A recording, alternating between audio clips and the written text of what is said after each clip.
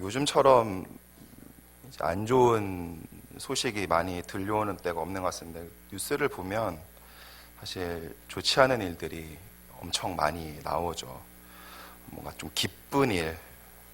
또 올해는 올림픽에서 금메달도 많이 따지를 못해서 뭐 소망과 희망, 또 즐거운 일에 대한 소식을 많이 들은 적이 없는 것 같습니다.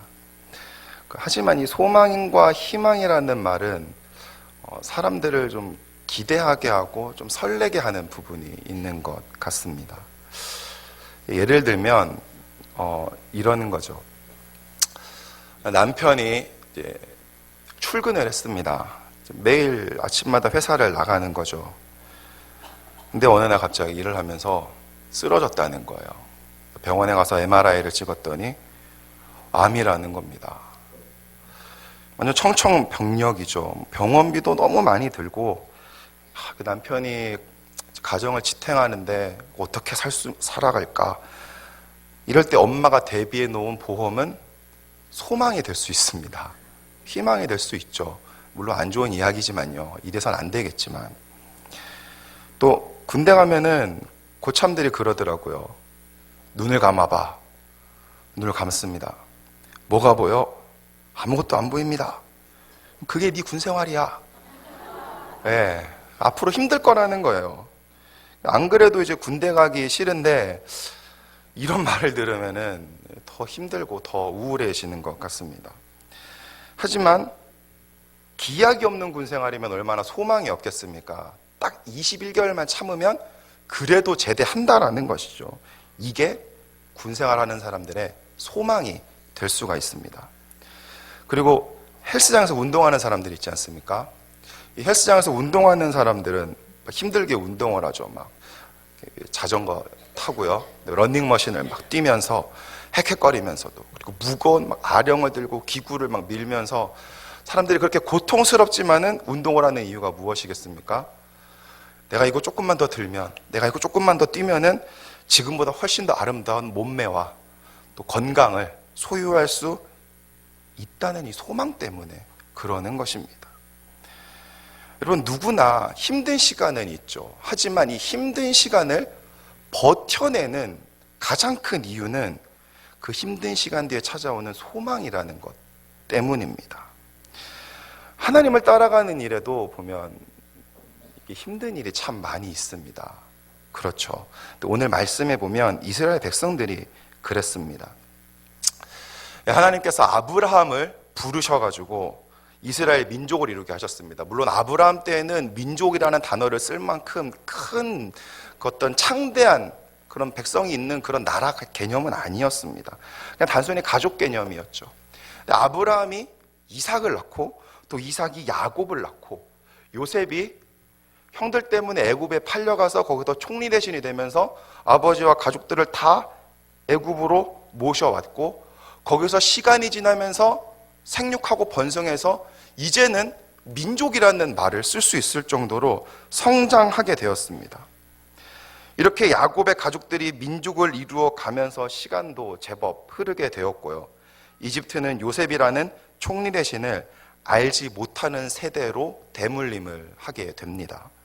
출애굽기 1장에 보면은 이렇게 말합니다. 화면을 보면서 같이 한번 읽어볼까요? 1장 6절부터 9절까지입니다. 같이 읽겠습니다. 요셉과 그의 모든 형제와 그 시대의 사람은 다 죽었고 이스라엘 자손은 생육하고 불어나 번성하고 매우 강하여 온 땅에 가득하게 되었더라. 요셉을 알지 못하는 새 왕이 일어나 애굽을 다스리더니 그가 그 백성에게 이르되 이 백성 이스라엘 자손이 우리보다 많고 강하도다. 이집트 왕이 가만히 보니까 처음에는 이제 가족들이 왔는데, 물론 이제 시간이 한 400년 정도 흘렀습니다. 430년이라고 역사학자들은 이야기하는데 400년이나 430년이나 뭐 도찐 개찐이죠. 400년 정도 흘렀기 때문에 그냥 기록을 통해서 알고 있었던 거예요. 가족으로 왔는데 이제는 민족이라고 이야기할 만큼 엄청나졌고 그 수가 원래의 이집트인들보다도 훨씬 더 많아진 겁니다. 갑자기 생각이 드는 거예요. 얘네들이 머리도 되게 좋고 얘네들 때문에 피라미드도 세우고 얘네들 때문에 우리 지금 이집트 문명이 굉장히 찬란하게 빛나고 있는데 갑자기 머리를 다르게 써서 쿠데타를 일으키면 어떡하지? 염려가 되기 시작한 겁니다. 그래서 이집트 왕이 이야기를 하는 거예요. 이스라엘 백성들을 노예로 삼자. 이스라엘 백성들의 수가 훨씬 많았음에도 불구하고 이제부터 노예 생활을 시작하게 됩니다. 그리고 이 사람들에게는, 하나님의 자녀인 이 사람들에게는 소망이라는 단어를 찾아볼 수 없게 되었습니다. 출애굽기 12장에 보면요, 이 노예 생활을 딱 이집트 왕이 이 마음을 딱 품고 나서부터 출애굽하기 바로 직전까지 이 기간을 400년 정도로 이야기를 하고 있습니다. 그러니까 400년 정도를 노예 생활을 했던 것이죠. 이때부터 성경에서 기록하는 인간의 수명이 약 한 100세에서 한 120세 정도 됩니다. 그러니까 이집트 왕이 이제 노예로 삼자라고 딱 선포한 그 시점부터 그 사람들은 그냥 노예로 살다가 다 죽고, 그 아들들은 태어나니까 자기는 노예고, 그 아들도 또 죽어버리고, 또 태어난 아들이 태어나니까 자기도 또 노예고, 또 태어나 보니까 노예인 거예요. 그러니까 4대가 노예 생활을 한 겁니다. 장난 아니죠. 우리나라도 보면 노비제도라는 게 있습니다. 예전에 드라마 되게 유행했던 드라마 추노라는 드라마 있었습니다. 거기 보면 노비 생활을 참다가 막 사람들이 막 도망을 갑니다. 근데 이 도망친 노비들을 전문적으로 잡아들이는 이 추노꾼들이 있었어요. 얼마나 많은 노비들이 도망을 다녔으면은 이걸 업으로 삼는 사람이 나타났겠습니까? 그만큼 돈이 된다는 거예요. 정말 많이 도망 다녔다라는 거죠. 다시 말하면 도망 다닐 만큼 이게 정말 힘들었다라는 겁니다. 사실 지금은 노예 생활을 잘이 아니라 아무도 하고 있지는 않죠. 노예라는 이 제도가 없어졌으니까요. 그래서 누군가에게 속박당해서 나의 자유가 없이 노예 생활만 한다라고 생각해 보십시오. 얼마나 가슴이 아프겠습니까? 답답하겠습니까? 이스라엘 백성들도요, 400년 동안 노예 생활을 하면서 누구보다도 여기에서부터 자유롭고 싶었던 겁니다. 출애굽기 3장에서는 하나님이 이렇게 말씀하세요. 제가 읽어드리겠습니다. 여호와께서 이르시되 내가 애굽에 있는 내 백성의 고통을 분명히 보고 그들이 그들의 감독자로 말미암아 부르짖음을 듣고 그 근심을 알고. 우리는 신앙생활하면서 잘 아는 사실이 하나 있습니다. 뭐냐면 하나님은 기도응답을 잘 안 해주신다라는 거예요. 예, 뭐 기도하면 기도응답 잘 안 해주신다는 거죠. 근데 응답을 하셨어요. 얼마나 기도를 열심히 했으면 진짜 너무 힘들었나 봐요. 근심, 고통, 부르짖음, 이 단어가 이 한 절에 다 나옵니다. 3장에 보면은. 이스라엘 백성들이 얼마나 힘들었는지 정말 간절하게 기도를 했던 것 같아요. 이걸 하나님께서 들으시고 긍휼한 마음으로 한 사람을 선택해 이스라엘 백성을 구출하기로 결정하신 거죠. 그 사람이 누구입니까? 바로 모세입니다. 이 이후의 스토리는 여러분 다 잘 아실 거죠. 하나님 말씀에 순종해서 바로왕에게 갔는데 바로왕 끝까지 교만하게 굴다가 10가지 재앙에 두드려 맞고 결국에는 이스라엘 백성들을 풀어줍니다. 그 또 홍해 앞에 가서 그 사람들을 또 잡아들이려고, 고급 인력이잖아요. 공짜로 부릴 수 있는. 그러니까 그 사람들 다시 잡아들이려고 하다가 하나님의 크신 권능 앞에서 홍해에 다 싸그리 수장되어 버리는 겁니다. 이 이스라엘 백성들은 홍해 앞에서 우리 다시 노예 생활을 하게 되는 건가 이렇게 고민하다가 두 눈앞에서 홍해가 갈라지는 모습을 직접 보고, 그 당시에 지금으로 치면 거의 핵무기급인 이집트의 병거, 말병거들이 전부 다 수장되는 모습을 두 눈으로 확인을 했습니다. 여러분이라면 만약에 지금 거의 사형제도는 없으니까요. 잡혀서 감옥 생활을 해야 된다. 내가 누군가의 돈을 갚지 못한 것, 아니면 내가 뭔가 죄를 지은 것으로 인해 내가 무기징역을 살아야 된다. 그리고 내가 이걸로 인해 다시는 자유로울 수 없다라고 딱 생각이 들 때 어떤 사람이, 근데 잘 알지도 못하는 어떤 조력자가 나타나서 이 모든 것들을 한 방에 해결해 주고 그 사람으로부터 도움을 받아 그 위기를 넘긴다면은 여러분 어떤 마음이 드시겠습니까?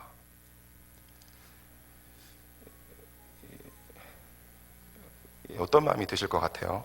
당연히 표현은 안 하셨지만 당연히 되게 감사하다고 생각하겠죠. 예. 이게 2년인데 아직도 적응이 안 됩니다, 이게. 예.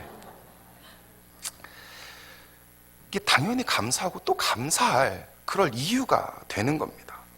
그런데 이스라엘 백성들은요, 하나님께 그런 도움을 받고도 또 그런 도움이 도저히 상식선에서 이해되지 않는 기적인데도, 그러니까 단순히 도움이 아니라 이게 정말 기적이에요. 그리고 정말 이 기적을 통해서는 하나님이 살아계시는구나라고 그렇게 고백할 수밖에 없는 그런 일들이었습니다. 그런 일을 경험하게 되었는데도 그 도움의 주인공인 하나님께 얼마 가지 않아 불평을 하기 시작을 합니다. 여러분, 그것이 오늘 본문 말씀입니다. 지속되는 이 사막 생활, 지속이라고 이야기하지만 이스라엘 백성들이 40년 광야 생활을 했다고 했잖아요. 40년이 사실은 아니라 출애굽하고 그냥 가나안 땅 입구까지 간 거는 사실 얼마 되지 않습니다. 한 3개월 정도예요. 근데 거기서 정탐꾼들 보내고 믿음 없는 행동한 다음에 하나님께서 진노하셔가지고 너희는 40년 동안 뺑뺑이더라. 그래서 그때부터 40년이에요. 그러니까 오늘 본문 말씀은 한 달 반 정도입니다. 그러니까 특별히 되게 길지 않다. 그래도 한 달 반은 길겠죠? 예, 사막 생활이니까요. 예. 길다면 긴 한 달 반 정도의 어떤 그 사막 생활을 하고 있는 와중에 불평불만을 하기 시작을 하는 거죠. 그 중에 오늘 본문 4절 말씀 보면 불평을 한 한 무리가 등장을 합니다. 자, 그 사람들을 성경이 이렇게 표현을 해요. 이스라엘 자손 중에 섞여 사는 무리들이라고 그렇게 이야기를 합니다. 이스라엘 백성들이 400년 동안이나 종살이를 하면서 출애굽에서 나올 때 단일 민족이었던 이스라엘 백성들만 나온 건 아니었습니다.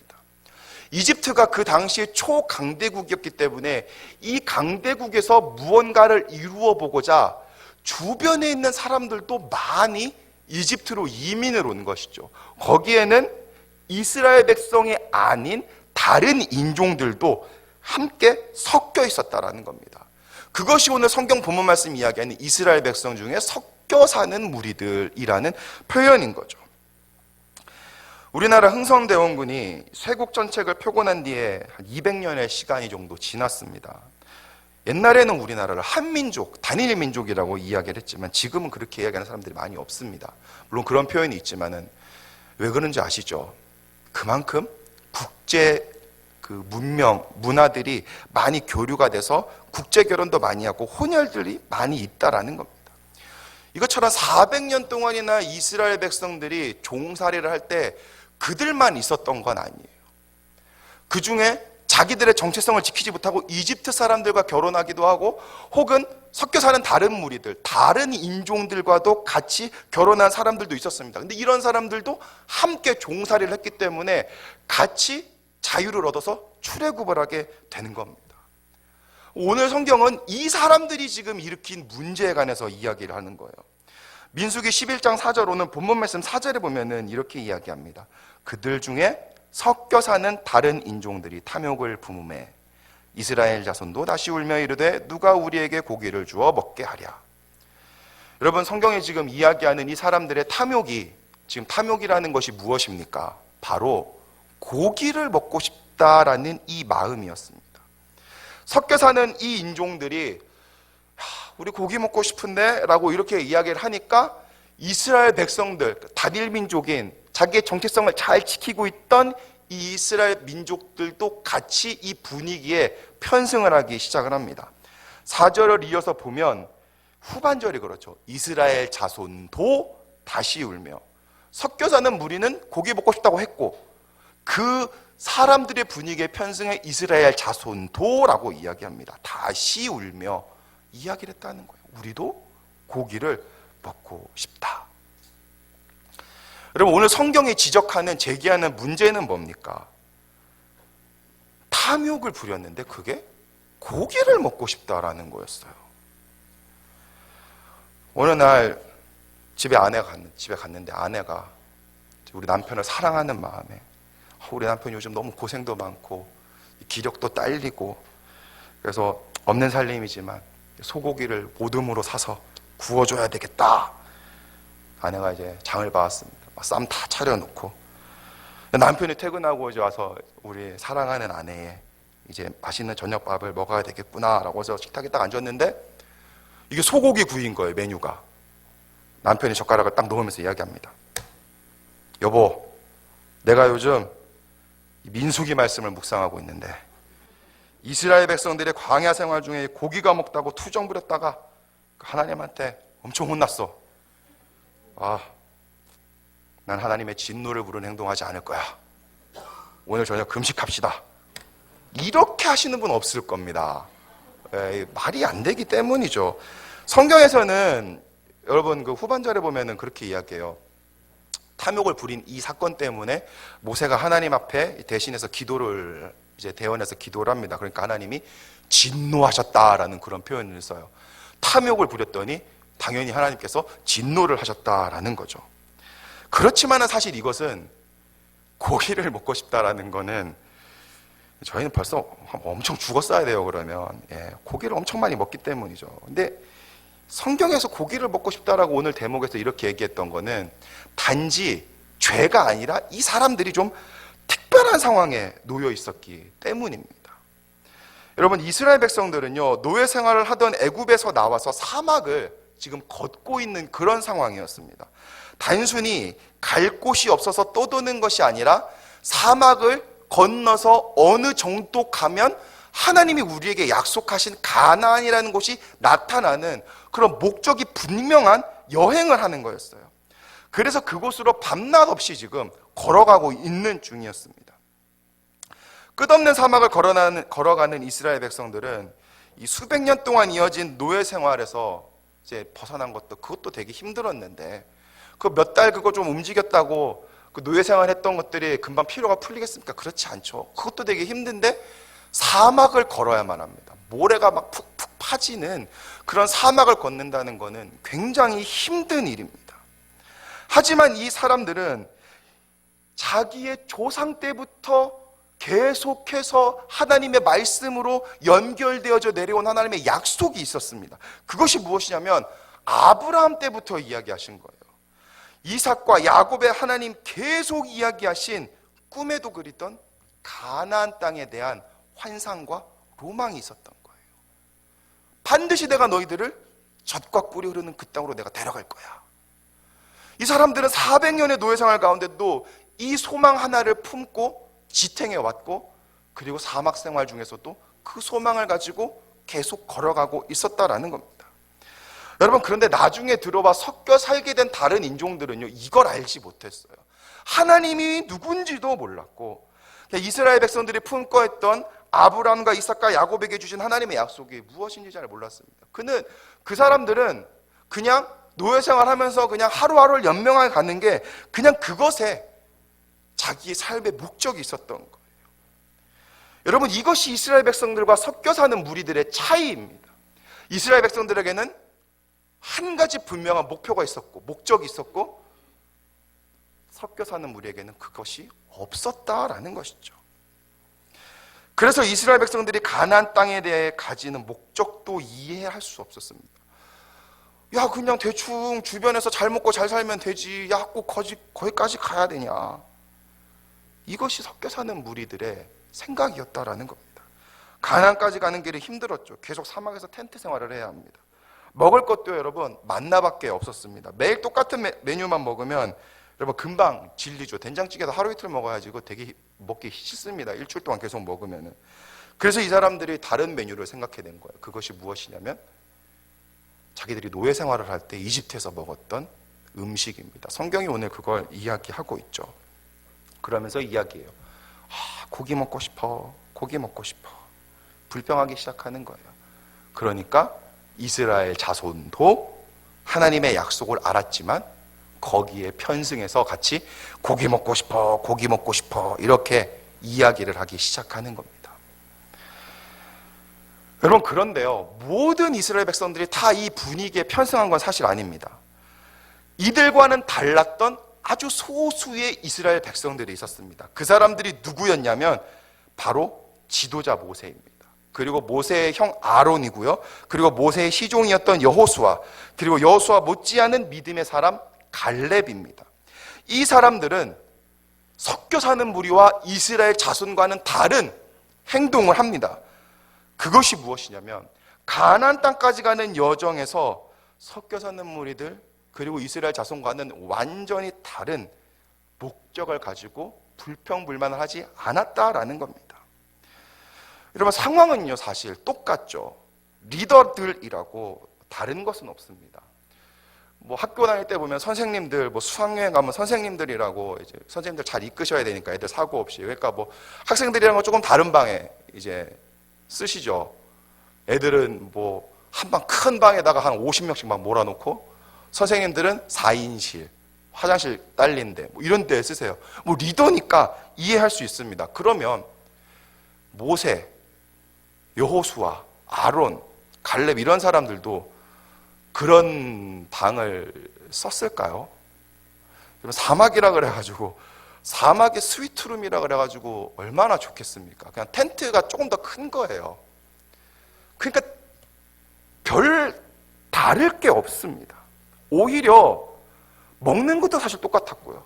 그냥 오히려 그냥 이 사람들은 몇백만이 한 번에 나왔는데 이 몇백만 명을 어떻게 하면 하나님의 말씀 따라서 사고 없이 가나안 땅으로 이끌어 갈 수 있을까? 이 사람들에게는 이것이 오히려 더 큰 스트레스였어요. 압박감에 시달린 것이죠. 이렇게 스트레스 막 받고 막 압박감에 막 시달리면 여러분 우리 몸이 어떻게 됩니까? 단계 땡기죠. 먹고 싶은 게 많아집니다. 그럼 이들이라고 만나만 먹고 싶었겠습니까? 기름 섞은 과자맛 같았다고 성경은 이야기하는데 기름 섞은 과자맛 대표적인 게 약과인데 약과 맨날 먹으면 동맥경화 걸릴 수도 있어요. 이거 참 맛이 처음에는 괜찮지만 이게 되게 힘든 거죠.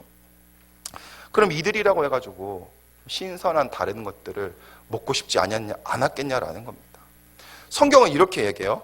파와 마늘과 부추와 참외 이걸 값없이 먹었다라고 이야기합니다. 이들도 그런 것이 생각났을 거예요. 당연합니다. 여러분, 어떤 가난한 집이 있었습니다. 아버지가 없이 홀로 크는 아들을 위해서 홀어머니가 밤낮 구분 없이 일을 하고 있었습니다. 근데 이게 돈이 많이 되질 않아요. 그렇게 일을 해도 생활은 늘 쪼들리는 거죠. 이 아들이 어느 날 엄마한테 얘기합니다. 엄마, 우리 맨날 김치에 밥 아니면 라면 먹는데 오늘은 짜장면 좀 먹어봐요. 그러자 어머니께서는 마지못해 숨겨두신 비상금으로 짜장면을 시켜주셨습니다. 짜장면 배달이 오자 아들은 어머니께 물었습니다. 엄마는 왜 짜장면 안 드세요? 엄마가 얘기하죠. 엄마는 짜장면 싫어해. 우리 아들만 많이 먹으면 돼. 엄마는 짜장면 알레르기가 있어. 나중에 이 아들이 커가지고 장가를 갔어요. 신혼집을 어머니가 구경하러 갑자기 오셨습니다. 이 며느리와 이 아들이 경황이 없어가지고 음식도 준비하지를 못했어요. 남편과 상의해서 배달 음식을 시키기로 결정을 했습니다. 음식이 도착하니까 이 짜장면밖에 못 시켜드린 게 너무 죄송해서 며느리가 아이고 어머님 이거밖에 못 드려서 어떡해요 너무 죄송해요 그러면서 짜장면을 까가지고 이제 어머니 앞에 딱 드리려고 하는데 아들이 이야기하는 거예요. 여보, 우리 어머니는 짜장면을 안 좋아하셔. 그냥 양파랑 단무지만 드시면 그만이야. 여러분, 이 아들이 지혜롭습니까? 아니면 어리석겠습니까? 어리석지요. 왜 그렇습니까? 어머니라고 짜장면이 싫겠습니까? 그냥 아들 먹이려고 부족한 살림에 먹고 싶어도 참았던 것인데 이 어리석은 아들은 그냥 단순히 그냥 보여지는 것만 보고 야, 우리 어머니는 짜장면을 싫어하시는구나 이렇게 생각을 한 거죠. 여러분, 사람 입은요 사실 다 마찬가지죠. 고기 싫어하는 사람이 어디에 있겠습니까? 왜 모세나 여호수아라고 해가지고 고기가 먹고 싶지 않았겠어요? 그들도 이집트에서 노예 생활할 때 먹었던 신선한 것들이 생각났을 겁니다. 노예 생활했지만 그래도 이집트에서는 성경이 말하는 대로의 메뉴를 보면 신선한 야채, 채소, 파, 마늘, 부추, 참외 그리고 고기까지 먹었다라는 겁니다. 오히려 출애굽하면서 사막에서 제대로 먹지 못해 기력이 쇠해가자 리더 그룹인 이들은 누구보다도 보양보신할 수 있는 음식이 생각났을 것이고 그것이 바로 애굽에서 노예 생활할 때 먹었던 그 음식들이었다라는 겁니다. 여러분, 그럼 우리가 한번 생각해 볼 건 있어요. 그럼 왜 이 사람들만 이 욕망을 참아낼 수 있었는가라는 거죠.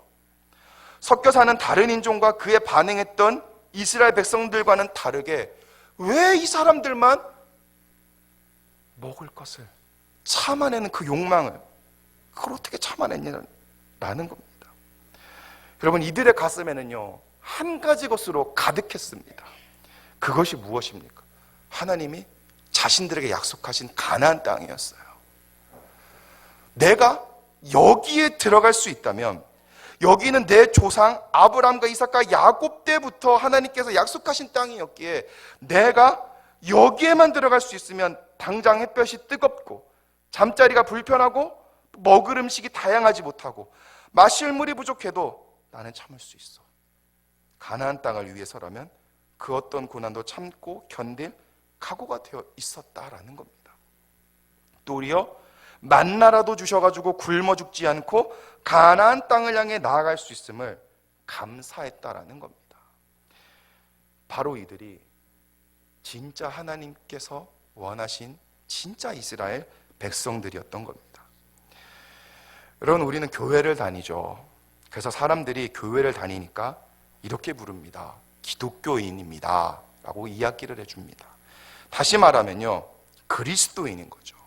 여러분, 그리스도인이라면은 관심사가 달라야 합니다. 그리스도인들은요 오늘에 관심을 기울이지 않습니다. 하나님께서 약속하신 비전과 사명, 그리고 가나안 땅, 이 사람들에게 그것이 가나안 땅이지만 우리에게 가나안 땅은 무엇입니까? 바로 하나님 나라예요. 하나님의 뜻과 하나님의 통치가 일어나는 하나님 나라입니다. 여기에 관심이 있는 거예요. 그래서 그리스도인들은요 오늘 내 식탁에 어떤 메뉴가 오르는가, 여기에 관심을 두지 않습니다. 내가 살아가면서 얼마나 고통과 고난 없이 세상을 살아갈 수 있는가에 관심을 두지 않죠. 하지만 그 대신 관심을 두는 건 내가 현재 지금 얼마나 하나님의 나라 가나안 땅에 가까이 와 있는가, 여기에 관심을 두는 것입니다. 여러분, 마라톤 경기가 열렸습니다. 길거리에 구경하는 사람들은요, 갤러리들은 더우니까 아이스크림이나 레모네이드, 시원한 녹차 이런 거 마시면서 구경한, 이런 거에 관심이 있죠. 하지만 출발점을 지나서 구간을 지나는 마라토너들에게는 그런 것이 관심이 아닙니다. 계속 뛰면서도 생각하죠. 내가 지금 몇 킬로 지점에 와 있나, 얼마 정도 목적지가 남았는가, 내가 지금 생각한 대로 내 페이스대로 내가 잘 달리고 있는가, 내가 컨디션 조절을 잘하고 있는가, 이것이 이 사람들의 관심입니다. 당연하죠. 여러분, 마라톤 경기 중계방송 하시는 거 혹시 보셨는지 모르겠는데 구간마다 42.19 한 2시간 넘는 이 거리를 뛰기 때문에 수분 보충이 필요합니다. 마라토너들을 위해서 주최 측에서 구간마다 테이블에다가 물 같은 것들을 이제 얹어줍니다. 마라토너가 막 뛰어가다가 구간에 딱 보이는 이제 물 딱 잡았습니다. 그래서 딱 먹었는데 던지면서 이야기, 내가 협회 측에다가 레모네이드 깔라고 그렇게 얘기했는데 얘네들 레모네이드 준비 안 했네. 나 기분 나빠가지고 마라톤 못 뛰겠네. 나 포기할래. 여러분, 이런 마라토너는 없습니다. 세상에 이런 마라토너는 없어요. 그 준비해준 물도요 다 마시지 않고 딱 입에다가 넣고 그냥 으르르 한 다음에 한번 확 뱉고 머리에다 물을 살짝 뿌린 다음에 그냥 갑니다. 혀에다 그냥 목을 축이는 정도예요. 왜 그렇습니까? 그걸 다 마시면은 금세 몸이 수분으로 인해서 탁 처질 걸 아는 거예요. 그래서 그 컨디션 조절을 위해서 먹고 싶은 물조차도 참아내면서 42.195를 달려 나아가는 겁니다. 여러분, 이것처럼 그리스도인들은 어떤 사람이겠습니까? 정말 단언하고 자신 있게 선포하건대 그리스도인들은 하나님 나라에 관심 있는 사람들입니다. 여러분, 이걸 어려운 말로 하면요 종말론적 신앙관을 가진 사람들이라는 겁니다. 하나님이 약속하신 가나안 땅, 불안과 고통, 근심 없이 살아가는, 지금 이 세상에서가 아니라요, 그런 것들이 이루어지는 하나님의 나라, 내가 거길 가고 싶다. 이것이 이들의 궁극적인 관심이더라는 겁니다. 현재를 살아가는 우리에게 가장 도전이 되는 시대는요 초대교회의 모습입니다. 그런데 초대교회 성도들이 여러분 무엇이라고 인사했는지 아시죠? 만나는 사람들마다 이렇게 인사했습니다. 마라나타. 이게 헬라어인데요. 이걸 한국말로 번역하면 이런 거예요. 주 예수여 속히 오시옵소서. 초대교회를 살아가는 성도들의 가장 큰 갈망이 무엇이었냐면 만나고 싶다는 거예요. 주님을 보고 싶다라는 거죠. 주님과 함께 할 수 있는 천국에 내가 가고 싶습니다. 그런 소망을 가지고 지금의 순례 여정을 담담하게 걸어가는 것. 이것이 바로 초대교회 성도들의 모습이었다라는 겁니다. 여러분 다 잘 아시다시피 초대교회 성도들은요, 목숨을 건 신앙생활을 했습니다. 지하 카타콤이라는 곳에 숨어 지내면서요, 로마 병사들을 피해 다녔죠. 그냥 단순히 지하에 동굴이 뚫린 수준이 아닙니다. 몇 겹으로 미로를 만들어놔요. 여러분 생각해 보시오. 굴을 딱 발견했는데 거기 들어가자마자 사람들이 이렇게 모여 있으면은 로마 병사가 얘기했죠. 월척이다. 나 승진하겠다. 다 잡아가자 이렇게 할 거 아닙니까? 사람이 생각이 있으면은 여기도 그냥 원래 굴이 아닌 거 파놓고 미로처럼 만들어 놓을 거잖아요. 당연한 거 아닙니까? 그래서 초대교회들은요, 서로를 만나서 이게 그리스도인인지 아닌지 구별하는 것, 그리고 미로 속에서 진짜 길인지 아닌지를 분별하기 위해서 나름대로의 표식을 만들어서 썼습니다. 여러분, 그것이 무엇이냐면요, 여러분 그 자동차 뒤에 가면은 이렇게 물고기 모양으로 되어 있는 거 아시죠? 그 익투스라는 말 여러분 들어보셨을 거예요. 그거를 나름대로의 표식으로 썼다라는 겁니다. 그러면 여러분 왜 이게 물고기냐? 이런 거예요. 이 물고기의 이 앞글자만 따면요, 이제 이런 이야기가 됩니다. 예수스, 크리스토스, 데오스, 휘오스, 소테리오스. 맨 위에 있는 것 익투스는 빼고요. 예수 그리스도는 하나님의 아들입니다. 이 말들의 앞글자만 따면요, 익투스가 되는 거예요. 그러니까 이 줄임말을 이 시대 사람들도 쓴 겁니다. 그래서 만나가지고 사람들이 이렇게 해요. 너 그리스도인? 그러면 땅바닥에다가 물고기 한 반을 그려요. 딱 그리면은 상대방도 눈치를 딱 채는 거죠. 그러면 반대편의 물고기 모양을 완성을 합니다. 그러면은 오케이, 너 그리스도인. 이래서 이 사람들 같이 교류를 하는 거예요. 그리고 미로에서도 그 물고기 표식만 보면은 자연스럽게 이걸 따라서 가면 실제 우리가 거주하는 곳이 나오겠구나. 길을 찾는 표식으로 사용을 한 것입니다. 여러분, 초대교회 사람들이 지하미로를 전전긍긍하며 사는 삶이 편했을까요? 당연히 그렇지 않습니다. 그들은 상황과 사정이 그러하여서 도망다니며 살았지만 한 가지 포기하지 않았던 것이 바로 예수 그리스도였어요. 그분을 믿는 믿음, 그리고 그분이 다시 오실 것이라는 소망. 나는 그분이 오시면 함께 천국에서 영원히 살 거야. 여기서의 삶이 끝이 아니다. 이 고통은 절대로 지속되지 않아. 나는 천국에 갈 것이다. 천국에 가면 나의 아버지 예수 그리스도와 함께 영원히 살 것이다. 이런 소망으로 어렵고 힘든 길이지만 믿음의 길, 소망의 길, 순례의 여정을 계속해서 걸을 수 있었다라는 겁니다. 로마서 5장 3절에서 4절에는 이런 말씀이 있습니다. 우리 화면을 보면서 같이 한번 읽어보겠습니다. 우리가 환난 중에도 즐거워하나니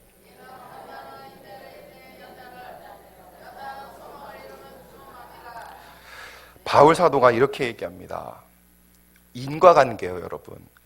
환난을 먼저 언급을 합니다. 환난 중에 즐거워하래요. 근데 환난이 무엇을 낳기 때문이라고요? 계속 끝까지 가다 보면은 뭐가 나옵니까? 소망이에요. 너희가 환난을 당할 거야. 그런데 즐거워해야 돼. 왜?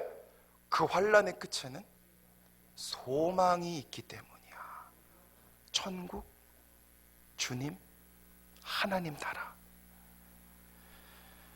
여러분, 어려움이 없는 길은 없습니다. 누구나 어려움을 겪죠. 잘 알지 못하지만은 서로의 삶을 하나하나씩 얘기하기 시작하면은 참으로 기구한 삶을 사신 분들도 여기 굉장히 많으실 거예요. 정말 누가 만나가지고 얘기를 하지 않았다 뿐이지 다 각자 어려움이 있습니다. 어려움이 없는 사람은 없는 것이죠. 하지만 우리가 담대하게 이 길을 걷고 또 말씀처럼 기쁘고 즐겁게 이 길을 걸을 수 있는 건 바로 주님이라는 소망, 하나님 나라라는 소망 때문인 줄을 믿습니다. 우리가 주님께 기도드릴 때 아무리 형통하게 해달라고 기도해도 주님은 그렇게 하지 않으신다는 걸 잘 알고 있죠.